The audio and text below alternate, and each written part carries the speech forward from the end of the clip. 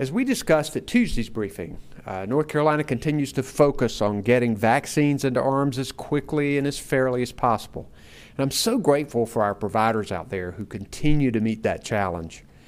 With the addition of a third safe and effective one-shot vaccine and a steady increase in both two-shot vaccines, we were able to open all of Group 3 for vaccinations on March the 3rd. And that meant that all of our frontline essential workers could be in line to get shots. This week, Department of Health and Human Services officials have continued to survey providers about how they're handling the demand from Group 1 and 3 and whether they have the capacity to move forward. Today, based on their feedback and the expected vaccine supply over the next several days, we're announcing that some members of Group 4 will be able to be eligible to receive their vaccine beginning March the 17th, a week earlier than we anticipated.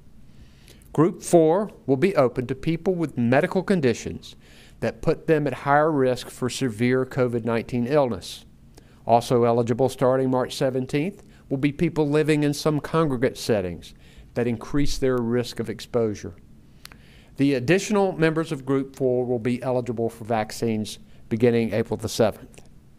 As with previous statewide group eligibility changes, some providers in some parts of the state may not be ready to move into Group 4 on March the 17th.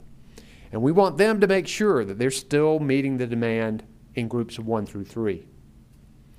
This move to Group 4 is good news, and it's possible because of the tireless work of our state health officials, vaccine providers, federal partners, our North Carolina National Guard and Emergency Management, and so many others.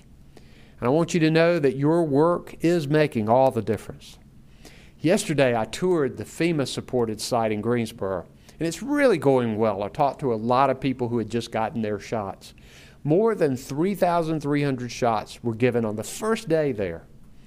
And I know that there are many other efforts across the state getting vaccines to people as quickly and as fairly as possible. So far, about 11% of North Carolinians are fully vaccinated, and about 18% have had their first shots. 66% of the people 65 and older, our most vulnerable group, have had at least one shot. That's progress, but we still have work to do. And I'm pleased that our COVID-19 numbers also remain stable, and that's due in part to people continuing to wear their mask and use good judgment. We've got to keep it up.